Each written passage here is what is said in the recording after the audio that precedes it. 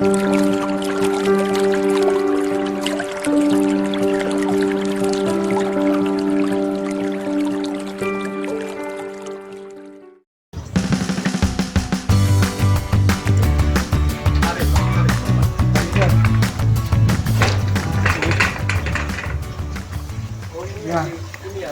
ini posisi organiknya memakai sistem greenhouse.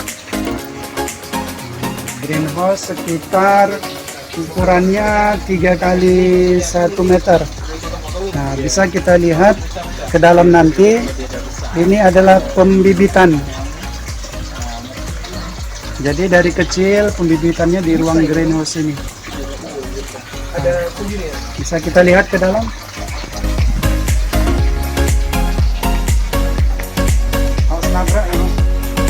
Gua alamat rumah biar nampak. Nah, ini deh. Ini nggak cukup berdua di dalam, kameramen silakan. Nah, ini dia, ini pembibitannya memakai media rock wool. Rock wool. Kita lihat nih, ini dari biji benih.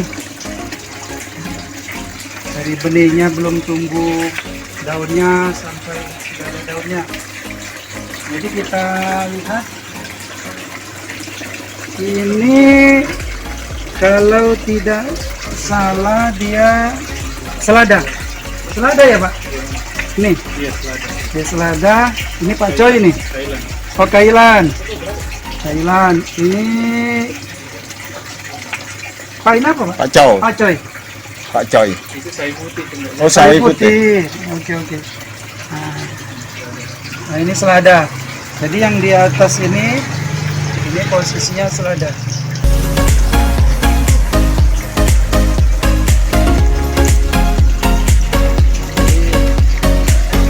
Sistem pengairannya, air ini luar biasa nih. Aduh, saya kurang paham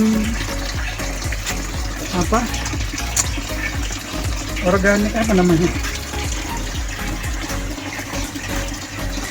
tapi cakep sekali nih posisinya dia. Ini bikin sendiri ya Pak Julian? Iya. Waduh, belum pernah bikin sama sekali. Coba pertama langsung sukses. Jadi luar biasa. Ini pakai paranet ya. Kalau apa itu mahal ya Pak Julian? Yang gitu ya Pak? Putih itu. Oh, berarti double ya Pak? Oh, iya. Matahari. Iya.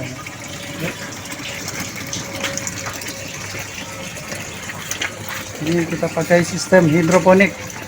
Langsung saja kita ke sini. Nah, ini Pak Coy. Dia sistemnya di atas untuk menghemat tempat. Kita bisa jalan. Jadi posisi tanamannya di atas.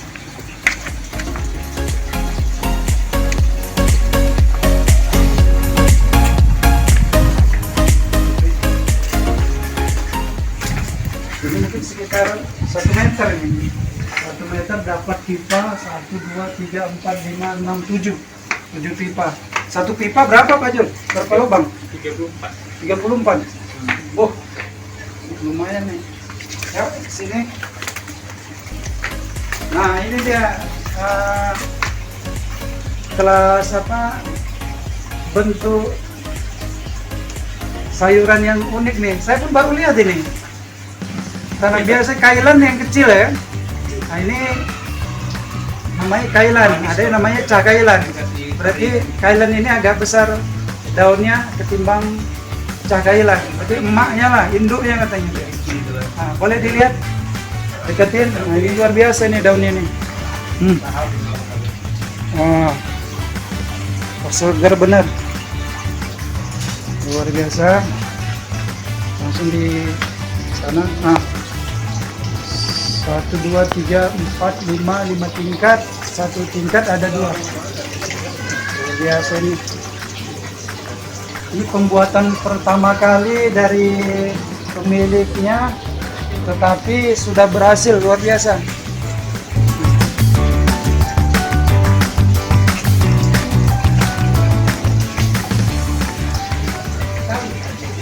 batangnya besar, bisa dilihat, besar, bersih, segar.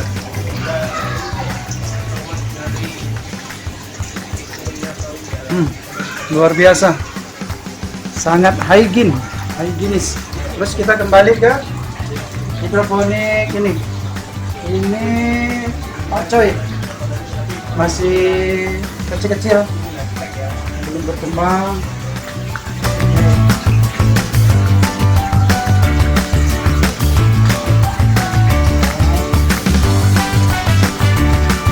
Di atas. Terus kita kembali ke sayuran kedua terfavorit yang luar biasa segar, walaupun dia siang tetapi daunnya masih keras, masih segar, tidak terlalu layu, padahal sudah mendekati jam 12 siang. Boleh didekatkan Pak? Ini selada, sangat bersih sekali, tanpa adanya hama. Bisa kita lihat. Kita langsung saja berbincang-bincang dengan yang punya kebun hidroponik. Mungkin Bapak bisa perkenalkan dirinya, Pak. Namanya siapa? Oke, nama saya Zulkadri, 36 tahun. 36 tahun, Pak Zulkadri. Jadi tinggalnya di perumahan Green Nongsa City, kecamatan apa nih, Pak? Nongsa. Kecamatan Nongsa. Nah, jadi alamatnya di Blok Edelweiss nomor 149. Jadi tadi sudah kita lihat tanaman hidroponik dari Pak Zulkadri. Sekarang kita minta tolong berbagi ilmu kepada kita sekalian. Jadi sebelumnya ini Pak, kenapa bisa masuk ke ini Pak, di hidroponik? Mulai berhidroponik itu tanggal 15 Maret 2020. Oh, udah 2 tahun. Ada 2 tahun lebih. 2 tahun lebih. Jadi bermulanya karena pandemi, masa corona. Jadi tercetusnya ide karena melihat di misalnya di YouTube. Iya. Asal mulanya 150 lubang aja, sekitar 5 paralon. Jadi sekarang udah hampir 1.500 lubang. Seluruhan dari belakang sampai di depan. Jadi permulaannya itu bukan langsung terus 1.500, enggak, itu bertahap. Awalnya 150, pas itu lihat ada bagus Prospeknya untuk hidroponik. Jadi sambil mencari customer beli, jadi tambah lagi sekitar 19 paralon, sekitar 4 bulan. Jadi 4 bulan ke depan lagi tambah lagi sekitar 7 paralon yang di samping ini. 5 bulan berikutnya tambah lagi sekitar 8 paralon, dan ini terakhir bulan 2021 bulan Agustus tambah lagi untuk mini greenhouse sekitar 8 paralon. Jadi total semua hampir 1.500 lubang tanam. Iya. Oh, berarti greenhouse ini yang terakhir berarti Pak? Iya, yang terakhir. Jadi awalnya hidroponik terbuka. Iya. Yang mana Pak tanaman yang pertama itu Pak? Yang itu ya? Pertama yang itu yang di dinding. Dinding ini, yang kailan? Bukan. Di sana. Oh, iya. Jadi awalnya pemirsa 150 lubang tanam. Mungkin melihat dari prospek dari customer ya Pak. Iya. Nah, kebutuhannya banyak, jadi ditambah sama Pak Zul. Nah, sekarang bisa mencapai 1.500 lubang tanam. Berarti 1.500 tanaman berarti ya Pak? Iya, 1.500. Itu hitungannya sama berarti ya Pak? Iya. Tanaman. Itu mungkin kalau di kebun bisa mencapai hampir 1 hektar mungkin ya Pak? Kalau di kebun kan ya Pak? Iya. Bisa jadi. Banyak. Nah, lumayan banyak dia, tapi dengan halaman yang ibaratnya lebarnya 1 meter ya Pak? Lebarnya 1 meter. 1 meter, Kalau yang di belakang, belakang lebarnya 7 meter. 7 meter. 7 kali 3.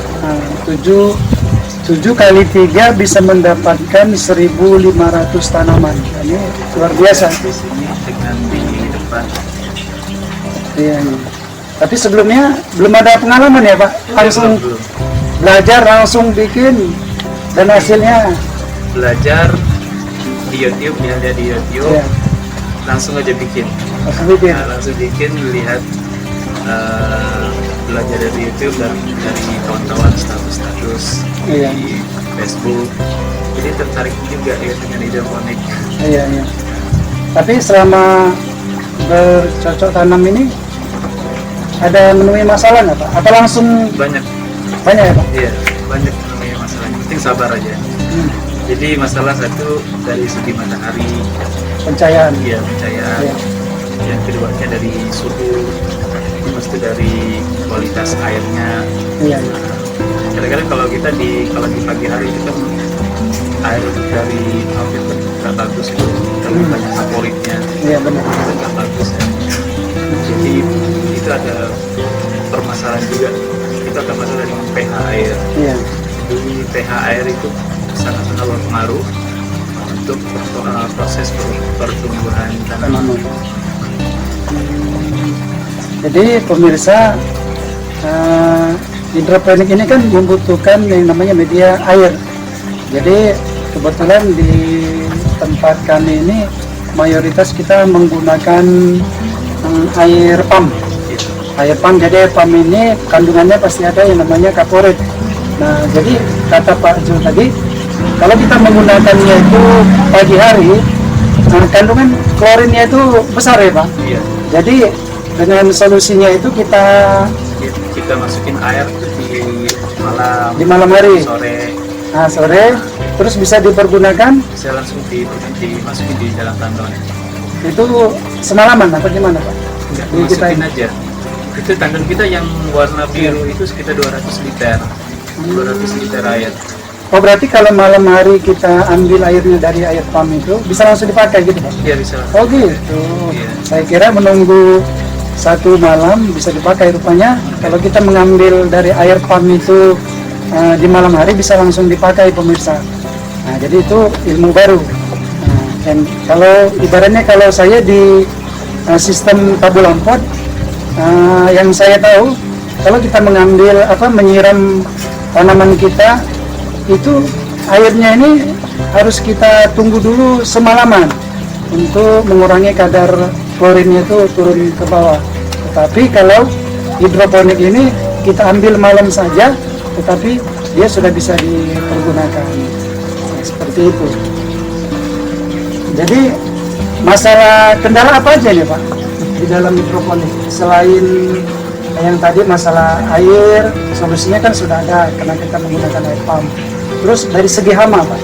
Kalau dari segi hama sekarang ini kalau di greenhouse ini kurang hamanya karena satu itu nggak bisa masuk. Iya. Yang keduanya mungkin dari hama-hama lain kayak belalang nggak bisa Yang masuk. bisa masuk benar. Jadi kalau yang kayak opon yang di belakang Opon. itu kadang-kadang ada hama bulan, dia menyerang sulit kecil, Iya. menyerang di pucuknya, itu lama-lama itu akan jadi ulat. Jadi harus selalu diperhatikan. Situ.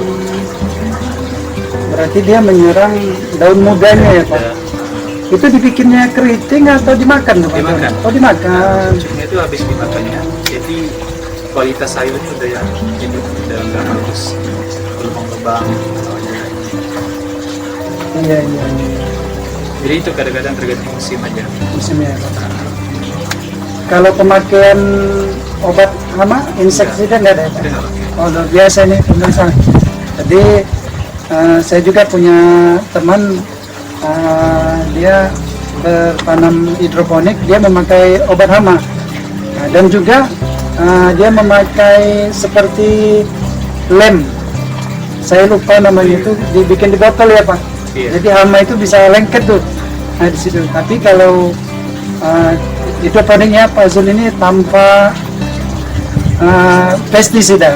Jadi sangat share sekali bila dikonsumsi.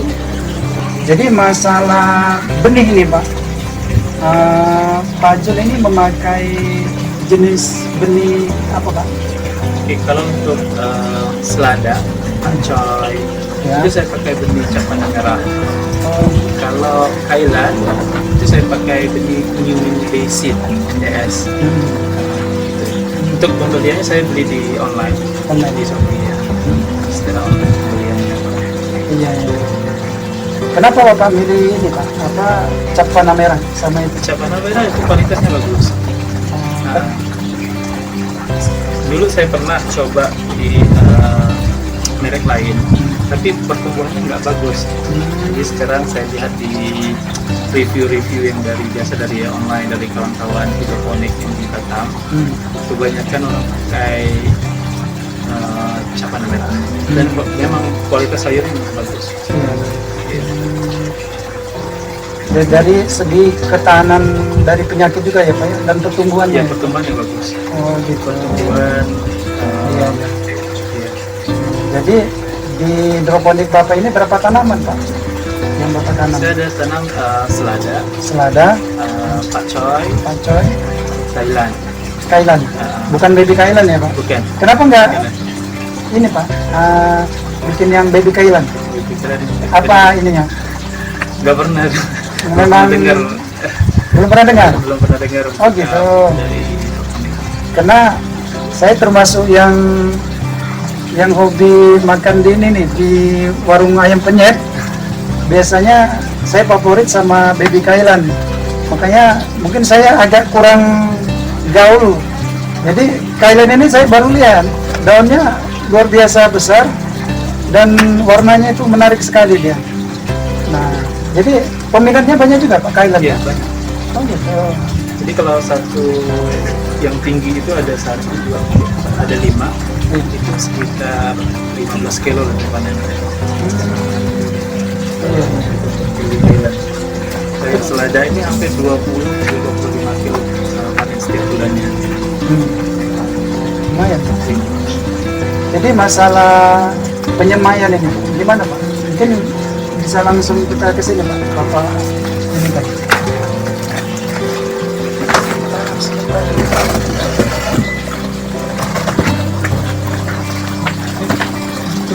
Lumayan. Ini kita namakannya rock wool. Ini rock wool. Nah, Ya. Jadi udah kita potong-potong, jadi kita potong kayak gini. Jadi proses penyemaian kalau saya punya konsep saya taburkan di sini. Jadi taburkan. Jadi kalau dia udah sprout, baru kita pindahin di masing-masing petak-petak yang di sini. Minimal dia dipindahkan ke sini nih ada berapa daun gitu Pak? Enggak Pak? Enggak, dia kalau udah sprout, Sprout itu contohnya gimana Pak? sproutnya kalau gitu kayak gini. Nah ini udah sprout dia. Nah tentunya kayak gini kalau selada. Kita langsung pindahkan di sini, dilubangin, langsung jadi seperti jadi.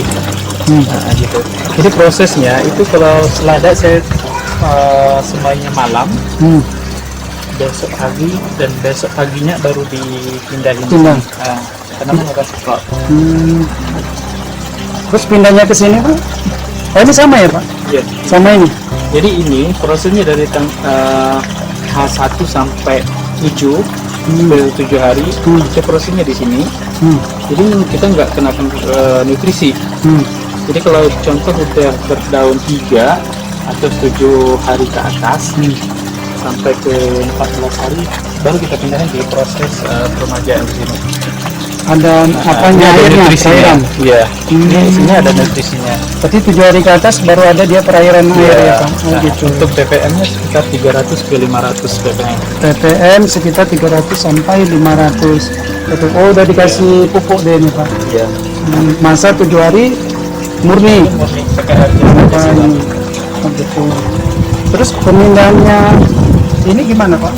Kalau pemindahan ini prosesnya, jadi kita pecahin satu, mau kita ke ini, kita ini.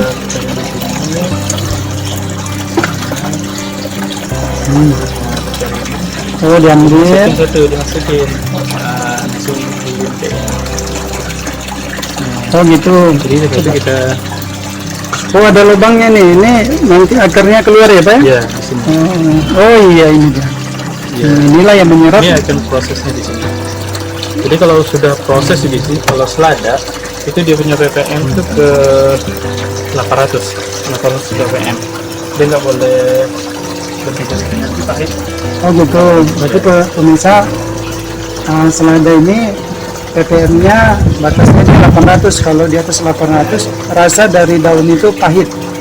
Nah, itu ilmu baru lagi dia. Wah, luar biasa ini. Karena saya sering berkecimpung di Tabu Lamkot, rupanya ilmu ini lebih banyak lagi. Berarti ini nanti dipindahin nggak, Pak? Di sini aja ya, Pak? Ini nanti kalau Nunggu ada yang panen gitu ya, Pak? sisa. Nah, jadi kalau saya punya lumayan, kalau contoh ini ada 200, semuanya untuk greenhouse ini ada 250 lubang. Jadi saya sisain ke sekitar jadi 280 lubang atau 260 lubang. Jadi tujuannya karena di sini kita pembenihan ini tidak 100% tumbuh. Nah, jadi ini udah 3 hari dia belum tumbuh lagi. Nah, nanti mungkin besok tumbuh lagi, dia akan setok, jadi kita pindahin di sini. Oh, ini benih awal, nanti kalau Iya. seprut pindah ke sini. Nanti sekitar 7 hari pindah ke sini. Dari ini nanti kita pindahin di sini. Jadi selepas 7 hari pindahin. Pindah ke sini. Oh gitu. Iya, benar-benar. Jadi kita sudah bertanya dari awal penyemaian sampai diletak di pipa paralon. Ya, jadi saya lihat jenis paralon ini beda-beda dia, Pak.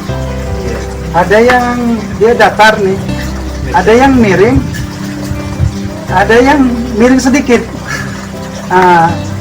Ini fungsinya atau selera atau bagaimana ini, Pak? Makanya bisa terjadi sistem pipanya ini berbeda-beda. Oke. Ini namanya sistem, kalau yang di greenhouse ini saya pakai sistem DFT. DFT. Ya, kalau yang di belakang itu yang baru itu saya Coba sistem yang DFT. ini dulu, Pak. Sistem apa nih, Pak? Yang Oke, kita- ini sistem DFT. DFT. Ya, tujuannya jadi karena saya memanfaatkan space-nya. Jadi kalau ini saya pakai sistem DFT bisa, tapi saya lebih suka di sistem DFT kalau yang di sini. Karena konsepnya rapi. Nah, kalau di NFT dia harus miring. Nah, jadi di sini airnya pipa dari sana dia airnya masuk dan turun ke sini. Turun ke sini airnya ngalir langsung ke bawah. Sistem gravitasi. Iya. Nah, jadi airnya dari bawah langsung ke bawah masuk ke tanggalnya. Jadi perputarannya kayak jarum jam. Nah, artinya ada sirkulasi. Iya. Tapi boleh kita ke sana, Pak?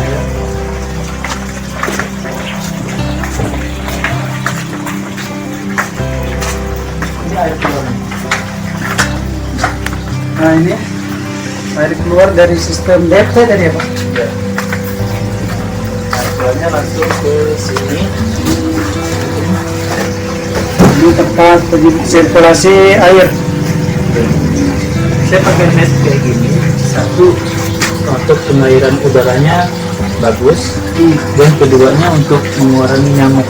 Nah, kalau gini kan nyamuk ini nggak bisa masuk. Iya, iya, benar-benar. Jadi airnya masuk di sini, jadi pompanya masuk di sini, Iya, langsung di atas. iya. Jadi sirkulasi di sana turun ke bawah langsung ke sini. Balik lagi ke sini. Ya, ini pun sama juga ini sirkulasi. Iya. Nah, ini Kalau ini sistem NFT. NFT. Dia pakai meja. Agak miring dia, ya, Pak. Iya. Terus ada kelebihan sama kekurangan nggak, Pak? Datar sama agak turun ini, Pak. Oke, kalau untuk kelebihan DFT, kalau contoh kalau mati listrik, itu sistem DFT nggak masalah, karena airnya ada saluran di sini. Oh iya. Jadi kalau sistem NFT, kekurangannya kalau mati listrik, Nggak jalan. nggak jalan, tanaman pada lagi semua. Dan kita harus solusinya harus menyiram. Satu-satu supaya akarnya tetap basah. Tapi untuk kelebihannya, kalau saya sih suka di sistem NFT karena lebih praktis cara kerjanya dan juga proses pertumbuhan tanamannya cepat kalau dibandingkan dengan sistem DFT. Jadi dari 1.500 lubang tanam ini berapa drum Pak memakai Pak? Ada Ini 5. panen air? Ada 5. 5 ya Pak? Iya, masing-masing 200 liter Iya. tanah air. Jadi mungkin kita pembahasan masalah hidroponik ini sampai di sini. Nanti kita bisa minta bantu kalau ada waktu kita bincang-bincang lagi ya Pak. Iya, boleh. Kayaknya kalau dibahas ini nggak habis-habis ini sampai sore karena ilmunya luar biasa ini. Nah, jadi sebelum kita akhiri video ini Pak, kira-kira ada motivasi nggak atau pesan buat para pecinta dari hidroponik? Kalau pesan sih kita harus sabar, tekun dan disiplin. Itu aja pesan saya. Kalau untuk sukses mau sukses di bidang hidroponik, karena kalau kita nggak sabar, kita nggak tahu tanamannya ada masalah mungkin masalah dari segi matahari, mungkin masalah ini, masalah itu, ya berhidup paling banyak masalahnya. Tapi kita harus sabar dan satu lagi yang keduanya disiplin. Contoh kita setiap pagi kita ngecek suhu, ngecek nutrisi, ngecek ppm, ngecek pH. Jadi harus rutin setiap hari. Yang keduanya tekun dan kita harus rajin. Lihat tanaman, kalau ada daun mati harus di pruning, ya. Itu aja kalau saya. Ya, berarti kita harus menangani hidroponik ini harus sabar karena bila ada kendala kalau kita tidak sabar kita tidak akan mencapai tujuan apa yang kita inginkan ya Pak. Iya. Jadi kita terus mencoba. Jadi sebelumnya saya bersama tim mengucapkan terima kasih kepada Pak Zulkadri. Mudah-mudahan ilmu yang bisa Bapak sampaikan, yang sudah Bapak sampaikan tadi bisa diterapkan di rumah pemirsa sekalian. Mudah-mudahan juga bisa menjadi amal jariah dan bisa membantu ekonomi dari teman-teman sekalian. Saya kira itu saja review dari kebun hidroponik kita. Jumpa lagi kita di video selanjutnya.